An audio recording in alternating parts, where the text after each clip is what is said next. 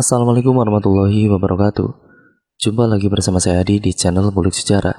Pada video kali ini saya akan kembali lagi membacakan suatu kisah misteri yang kali ini masih tetap berjudul Temukan Akuna. Cerita pada kali ini masih tetap ditulis oleh Mbak Ratna Dewi Lestari dan sekarang memasuki part yang keempat. Nantinya kalian juga bisa mengunjungi thread beliau secara langsung ya teman-teman.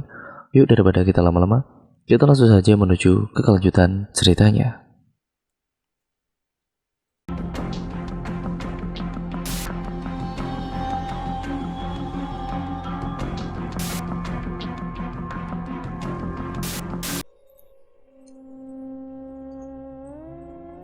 Ia lelah berpikir sehingga ia memutuskan untuk beranjak dari tempat tidur menuju kamar mandi untuk berwudu dan melaksanakan sholat subuh yang sebentar lagi akan masuk waktunya. Namun sebelum itu ia memutuskan untuk mandi sekalian. Sisil membangunkan Dinda dan langsung keluar dari kamar. Ketika Sisil membuka pintu dengan perlahan, terlihat dari ujung matanya segelebat bayangan serba hitam bergerak dari sudut dinding di depan kamar Mama, menembus kamar misterius itu. Bayangan tersebut terlihat seperti seorang wanita berambut panjang yang mengenakan daster berwarna gelap. Astaga, apalagi? Sambil memegangi dadanya karena terkejut. Bikin kaget Sisil aja sih. Dengan wajah kesal dan udah, agak peduli aja. Aku mau mandi aja, habis itu sholat. Mama juga kayaknya udah bangun. Ceritanya pada diri sendiri. Sisil tidak menghiraukan dan sekonyong-konyong bayangan itu benar-benar sudah menghilang. Lalu kemudian ia meneruskan segala aktivitas di pagi hari itu sebelum ke sekolah seperti biasanya, yaitu mandi, sholat subuh, merapikan kamar, sarapan, lalu mengecek kembali segala keperluan sebelum berangkat ke sekolah. Hari itu, Sisil dan Dinda berangkat seperti hari sebelumnya, dengan keadaan cepat dan terburu-buru. Sementara Mama setelah mengantarkan kedua putrinya ke sekolah, ia kembali ke rumah. Karena segala pekerjaan di toko besar dan satu cabang kecil telah dihandle oleh Tante Siska sebagai tangan kanan Mama di sana. Siang menjelang sore, Mama kembali menjemput keduanya. Sisil dan Dinda telah menyelesaikan hari itu dengan semampu mereka dan sebaik-baiknya. Barangkali keduanya belum begitu bisa menyesuaikan diri dengan teman-temannya. Dinda telah naik duluan ke lantai 2 menuju kamar dan Sisil jauh tertinggal di belakang. Nenek juga tidak ada di rumah. Sepertinya tengah ziarah ke makam bibi. Sedangkan Mama masih di luar sedang menelepon seseorang terkait pekerjaannya. Sisil telah sampai di depan pintu kamarnya dan juga berpikir sambil melihat ke posisi ia berdiri, tepatnya ke posisi kirinya. Kayaknya aku harus masuk kamar itu deh. Pasti akan dapat sesuatu, meski tentang Bimirna. Males banget sebenarnya ngurus beginian, tapi karena benar-benar udah ganggu, ya selesaikan saja, ucap Sisil yang tengah merancang dan memikirkan cara menggali informasi sebanyak-banyaknya tentang bibinya itu. Selepas sholat maghrib dan juga makan malam, semuanya kembali ke kamar masing-masing. Sisil memutuskan masuk ke kamar misterius itu dalam keadaan sepi karena pasti nenek akan merahasiakan segalanya dan tidak boleh ataupun tidak memperbolehkan dia masuk ke sana. Ia lalu kemudian mengambil kunci di tempat pertama kali ditemukan. Lalu kemudian dia memegang gagang pintu yang kini terlihat karatan itu. Dengan perlahan membuka sedikit demi sedikit meski pintu itu sudah begitu sulit untuk dibuka. Sampai susah gini buka pintunya. Kayaknya nenek beneran gak pernah buka pintu ini deh. Karena terlalu sedih untuk mengingat bibi kali ya. Ya, untuk diingat-ingat tentang bibi tentunya. Batin Sisil seperti itu. Sisil telah masuk ke ruangan berbentuk persegi panjang itu. Terdapat rak buku besar, tempat tidur dan meja baca. Mata Sisil terfokus pada sebuah foto yang dipikura rapi di atas meja. Berdebu banget semuanya. Ini foto siapa? Sisil kemudian memegang foto itu, lalu membersihkannya dengan salah satu lembar kertas yang berserakan di lantai. Nah, kan jelas banget fotonya jadinya. Ucapnya Sisil sendiri sambil memiringkan kepalanya fokus pada foto tersebut. Ini foto Bimirna. Kalau yang ini kayaknya Om, tapi ini kok ada foto aku waktu kecil ya. Dan ini Bibi Mirna lagi hamil. Terus sekarang anaknya mana? Sisil begitu penasaran dengan foto itu. Ia terduduk di atas ranjang kamar dan mulai memperhatikan wajah yang ada pada foto satu persatu. Ketika hendak duduk, tidak sengaja telapak kakinya menginjak benda keras di bawah kolong tempat tidur yang ia duduki. Apa itu? Lirinya dengan keadaan terkejut. Sisil kemudian menundukkan tubuhnya yang tinggi itu, melihat benda apa yang tidak sengaja ia injak tadi. Hah? Album foto? Ia lalu mulai merasakan khawatir. Kekhawatiran Sisil bukan karena mamanya yang tiba-tiba saja datang atau nenek yang memarahinya ketika dia masuk ke kamar ini.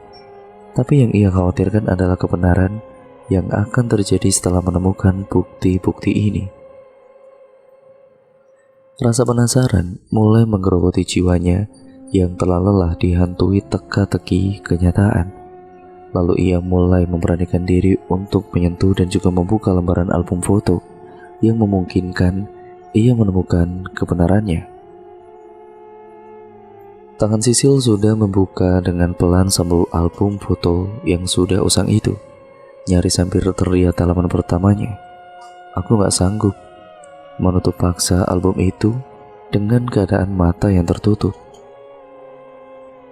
Perasaannya tidak karuan. Ia yakin akan sebuah kebenaran yang akan menyakitkan baginya pula. Lantas Sisil memutuskan untuk menyimpan album foto dan bingkai foto tadi untuk dilihat dan diamati ketika ia benar-benar sudah siap.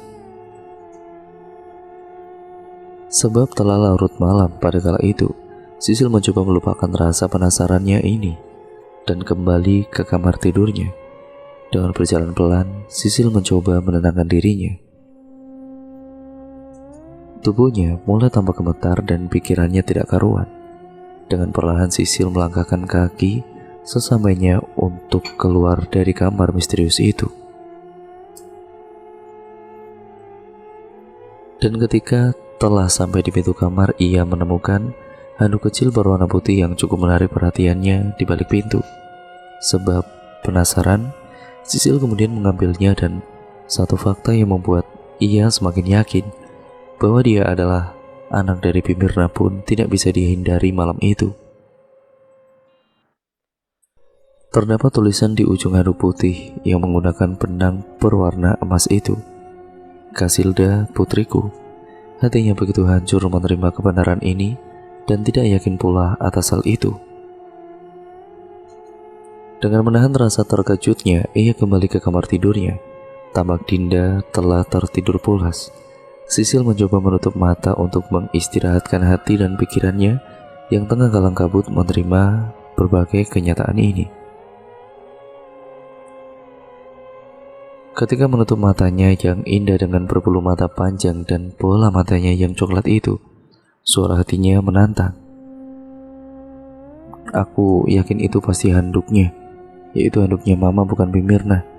Pasti kelupaan dulu, sebutnya di hati berusaha positif tinggi. Foto itu juga pasti karena rasa sayangnya bibi. Jadinya aku ikut foto keluarga. Suara hatinya kian kuat. Tapi kenapa semua mimpi itu mengarah kalau aku anak Bimirna? Aku tidak mau. Pokoknya aku tidak mau. Gak mungkin mama bohong. Ia memarahi keadaan. Meski kebenaran akan tetap saja demikian, aku tidak mau. Kali itu suara muncul dari bibirnya, langsung dengan air mata yang membasahi pipinya yang tidak berisi itu. Malam kian larut, matanya mulai terpejam dalam keadaan hati yang sedang tidak baik-baik saja. Meski matanya tampak tertutup rapat, Sisil belum benar-benar bisa tertidur. Satu malam, 2 jam berlalu, Sisil akhirnya tertidur dengan kondisi pipinya yang basah. Dan kali ini tidak ada mimpi atau gangguan aneh yang terjadi pada tidurnya. Keesokan paginya rutinitas pagi sedikit terlambat dilakukan. Satu rumah tertidur begitu pulas, padahal kedua putri kecil di rumah itu akan berangkat sekolah pada jam biasanya. Keadaan di rumah itu pagi itu penuh dengan drama kegesa-gesaan. "Ayo Din, udah telat ini," ujar mama dari luar rumah. Iya mah, ini Dinda udah turun." Dinda lalu berlari di tangga kayu rumah klasik itu. Mama masuk ke mobil mengambil posisi biasanya. Mama begitu lihai memutar balikan bagian depan dari mobil tersebut. Di samping Mama, Sisil tampak duduk lesu dan hanya terdiam. Tidak ditemukan satu patah kata pun yang ia lontarkan kepada Mama pagi ini. Namun Mama tidak heran dengan kondisi ini, ditambah memang keadaan rumah pagi ini begitu kacau, sehingga tidak ada kesempatan mereka untuk berbicara satu sama lain. "Ayo Din," imbau Mama pada Dinda yang tengah memperbaiki posisi sepatunya di kaki. Dinda langsung berlari menuju mobil dan membuka pintu belakang. "Ih, nggak enak banget diburu-buru." Mukanya terlihat masam. "Maaf Mama nggak dengar alarm bunyi tadi, makanya telat gini. Maaf ya nak." Sesal Mama lembut dan begitu merasa bersalah. Dinda hanya membalas dengan anggukan karena ia memang juga bersalah pada kondisi ini. Mama kemudian melajukan mobil dengan kecepatan yang cukup tinggi dari biasanya. Bagaimana tidak, 20 menit lagi bel berbunyi dan keduanya harus sampai di sekolah masing-masing sebelum jam tersebut. Langit tampak gelap, sepertinya hujan lebat akan mengguyur desa tersebut. Sepanjang jalan warga juga tidak begitu ramai berlalu lalang seperti biasanya. Barangkali takut terkepung hujan di sawah atau ladang mereka. Setelah 12 menit perjalanan, akhirnya sampai di sekolah Sisil. Sebelum Sisil turun dari mobil, ia menyalami mamanya tanpa berucap apa-apa. Mama mulai terlihat heran dengan respon Sisil yang tidak seperti biasanya. "Dah dulu ya kak," ucap Dinda. Sisil hanya mengangkat tangan kanannya dan terus berjalan tanpa berbalik arah melihat Dinda. "Semangat belajarnya ya sayang," ucap Mama menimpali, namun Sisil tidak merespon apapun. Mama yang harusnya mengantarkan Dinda tidak ingin ambil pusing dengan sikap Sisil pagi ini. Mama kemudian menjalankan mobil dengan tenang. Di lain sisi, Dinda tampak mengecek tasnya dengan keadaan buku yang tidak tersusun rapi, kemudian merapikannya. Hari ini perasaan dan pikiran Sisil tengah melalang buana. Tidak jelas pula entah apa yang ada di khayalannya. Di sekolahannya pun ia lebih banyak menghabiskan waktunya termenung daripada mendengarkan gurunya mengajar. Sesekali Sisil memperbaiki posisi duduknya untuk menghilangkan kegalauan hati, juga menghindari rasa tersinggung dari guru yang mengajar. Sisil yang duduk di bagian belakang rapat dengan dinding kelas terlihat, kemudian dia kerasa kerusuk memainkan tangannya. Sesekali mengubah posisi duduk dan melepas napas panjang dengan mencondongkan wajah cantiknya menghadap lonteng kelas. Tanpa ia sadari waktu istirahat telah tiba. "Sil, kamu gak ke kantin?" tanya Lydia, teman sekelas Sisil yang begitu sabar menghadapi sikapnya yang dingin. Sisil melepaskan tangan kanannya dari dagu yang ia topang sejak tadi. Lalu dia kemudian menggelengkan kepalanya dengan pelan, mengisyaratkan ketidaktarikannya atas ajakan Lydia ini. "Oh, kenapa sih kamu itu? Aku lihat kayaknya bengong-bengong gak jelas, kayak banyak pikiran." Gak apa-apa kok," balasnya sembari menutup buku tulis. Pundaknya pun ikut naik seiring ujarnya yang singkat itu. "Beneran gak apa-apa? Mukanya kusut gitu kok." Ya gini-gini aku juga merhatiin kamu kali. Biasanya diam-diam juga nggak kusut gini tampangnya, ejek Lydia. Ah, sok tahu kamu, umpat Sisil pada kala itu. Ngomong-ngomong, kapan-kapan aku main ke rumahmu ya. Kamu nggak boleh nolak pokoknya. Rada maksa sih, tapi ya biar kita deket gitu. Kamu tuh dingin banget. Aku cuma pengen temenan tahu sama kamu. Kamu rumahnya dekat sini kan? Potongnya tidak memberi jeda untuk Sisil berbicara. Biarin aku ngomong apa, aduh. Dejak Sisil seperti itu, yang disaut tawa oleh Lydia. Enggak ah, rumah aku jauh, di kampung sebelah. Hah, kamu asal desa sebelah yang aneh banget itu? Tanya Lydia. Aneh gimana? Jawab Sisil pura-pura tidak tahu. Ya adalah pokoknya, kapan-kapan aku cerita. Yuk ke kantin dulu, mumpung masih ada waktu nih. Melirik jam tangannya dan pergi beranjak pada kala itu. Ya udah deh, aku ikut kalau gitu, jawab Sisil yang tampaknya mulai cair. Hari itu Sisil tidak menyangka ia bisa menyesuaikan diri dengan Lydia. Mengingat Sisil yang dingin dan kaku pastinya cukup sulit untuk itu. Namun pada akhirnya Sisil takluk dalam pertemanannya dengan Lydia yang ramah dan periang. Keduanya mulai tampak akrab sejak hari itu. Tidak jarang di sela-sela waktu istirahat, mereka bercerita banyak hal tentang satu sama lain. Aku kasih tahu ya Sil, aku dibolehin main ke rumah kamu, ucapnya dengan suara mendayu, seakan yang diucapkannya adalah sebuah nyanyian. Beneran, jelas dapat izin ibu kamu. Sedikit ragu tapi sejujurnya hatinya ingin menjerit-teriak. Iya beneran lah. Nih aku juga bawa persiapan nginap. Kelakar Lydia setelah berhasil menemukan ide panggilan untuk Sisil dengan sebutan Ida. Apa sih Lidi? Ganti nama aku aja kamu itu. Udah bagus namanya Sisil malah ditukar-tukar, geramnya. Lah kamu juga nyingkat nama aku. Ya deh, lagian biar beda gitu. Idenya dari mana? Kamu juga kan Kasilda, tukas Lydia dengan menekankan setiap huruf di kata akhir kalimat tersebut. Apa sih Lidi? Gak jelas banget kamu. Dengan raut wajah berkerut dan bibir bagian bawah yang terlihat berbeda posisinya dari biasanya. Ngakak lah, Ida, kata Lydia terbahak-bahak dan disaut tawa pula oleh Sisil meski sempat ia merasa geram. Jam pelajaran telah dimulai, semua siswa termasuk Sisil dan Lydia begitu fokus dengan setiap materi yang disampaikan para guru. 5 mata pelajaran hari ini mereka lahap secara perlahan. Meski sesekali siswa lain menahan kantuk dan ada pula yang diam-diam memakan camilan kantin yang dibawa selepas jam istirahat tadi, entah bagaimana mereka melahap makanan itu tanpa terlihat oleh guru.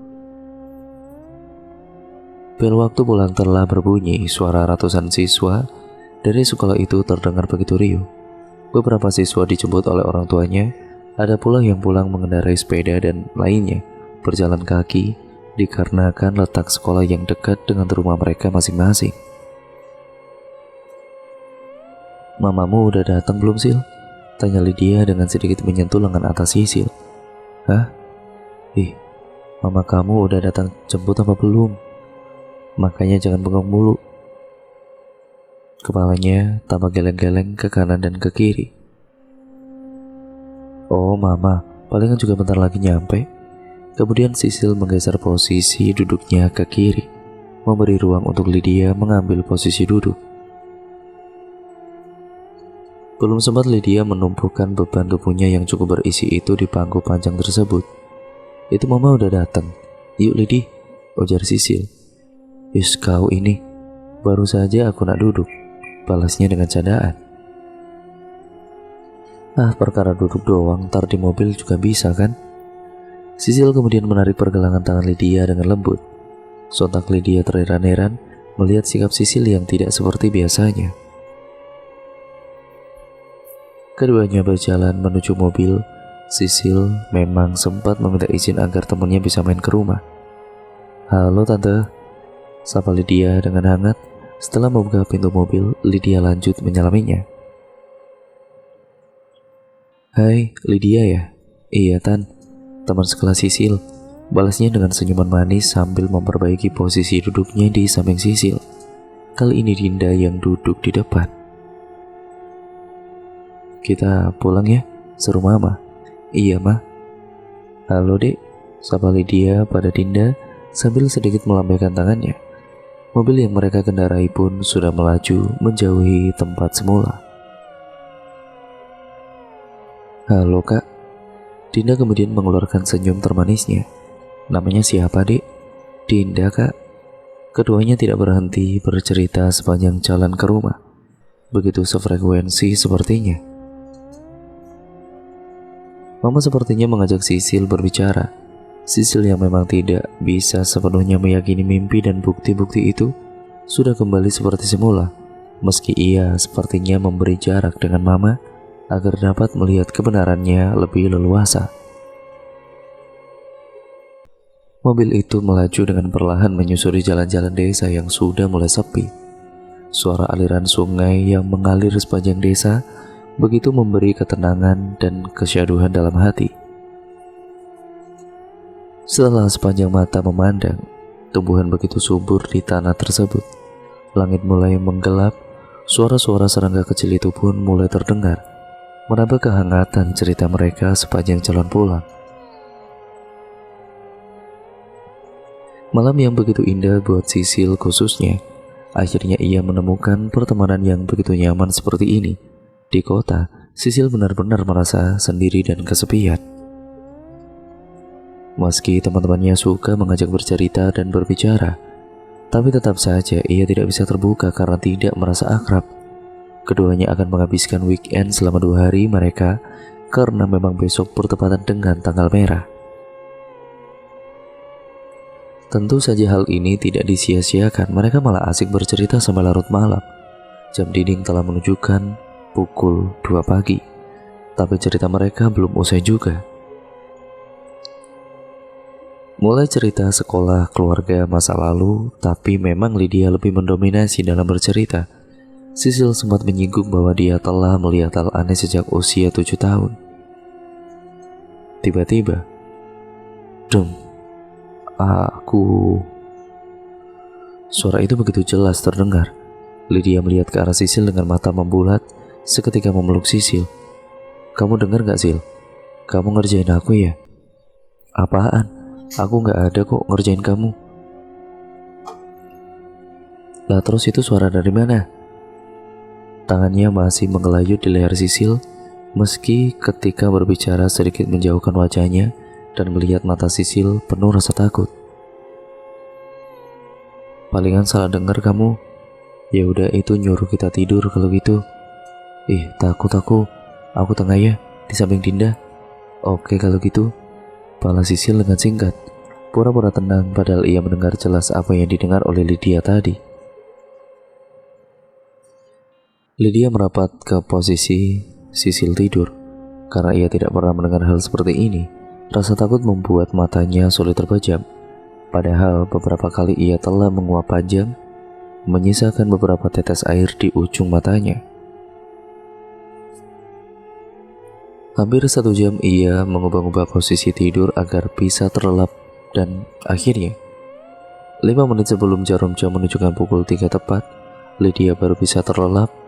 Tidak berapa lama disusul oleh Sisil. Waktu tidur mereka yang sebentar membuat 2 remaja itu sedikit terlambat bangun.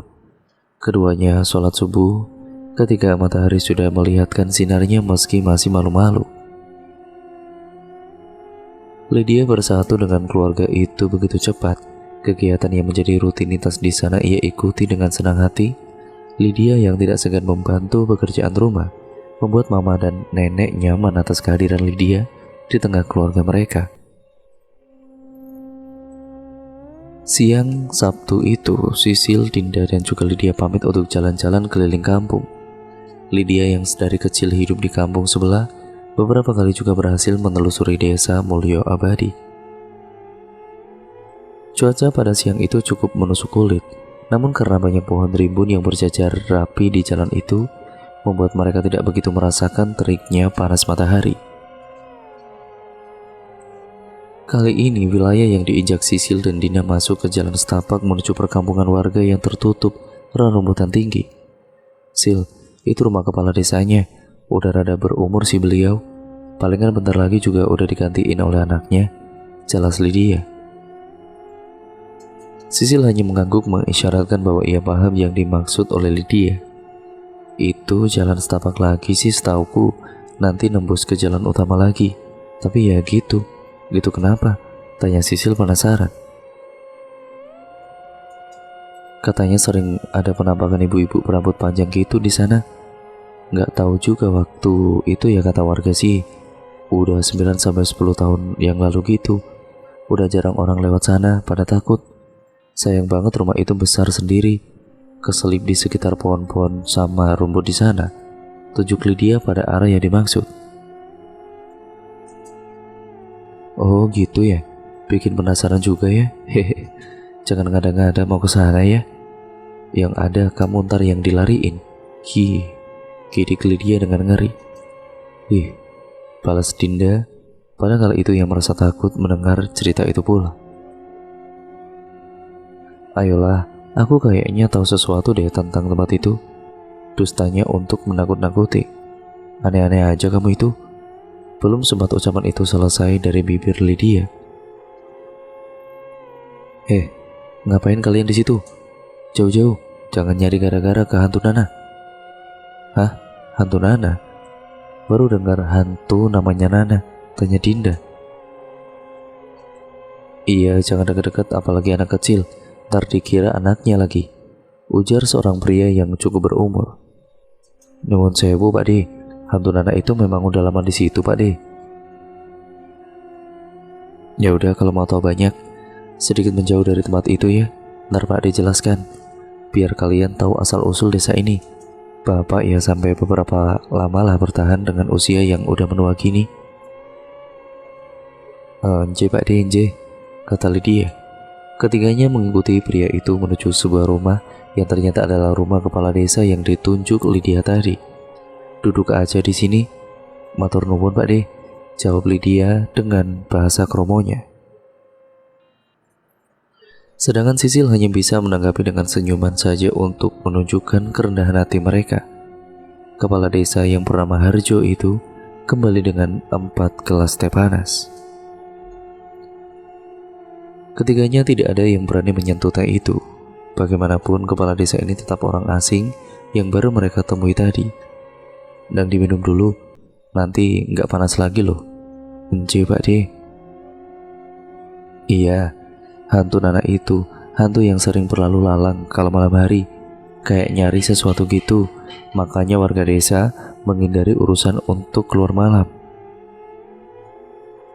Sebenarnya sih kejadian mulai. Telunjuk tangan kepala desa itu memegangi dagunya dengan posisi mata melihat ke atas sebelah kiri. 10 tahun yang lalu kira-kira, seorang warga bernama Mirna meninggal karena kecelakaan. Tapi anehnya ada bekas luka di perut ketika ditemui jasadnya. Sepertinya sengaja dibunuh oleh sepupunya sendiri karena ketika mayatnya ditemukan, ia bersama dengan sepupunya yang lagi kunjungan ke desa ini. Setelah pemeriksaan polisi, semua bukti terarah kepada laki-laki itu. Sengaja dibunuh karena amarah yang tiba-tiba. Namun karena kejadian itu terjadi ketika mengendarai mobil, Mirna masih bisa melawan setelah ditusuk. Tiba-tiba ketika melawan, setir mobilnya kebanting ke pohon di seberang rumah besar sana. Tunjuknya pada rumah di balik rerumputan itu. Dan sepupunya Mirna ikutan meninggal gitu. Yang perlu kalian tahu, Mirna lagi hamil, makanya deh jadi gentayangan di dekat rumah dan pohon besar itu. Jelas kepala desa sembari menyeruput tehnya yang panas. Mirna atau Nana sih Pak? Tanya Sisil yang sebenarnya kini merasa takut sekaligus tertegun atas cerita kepala desa itu Bagaimana tidak, Mirna adalah bibinya sendiri, tapi ia pura-pura tidak tahu. Mirna nama aslinya. Nana itu sebutan dari warga desa karena sering terdengar suaranya bernyanyi nana-nana seperti itu. Setiap malam di sana membuat orang takut berlalu lalang.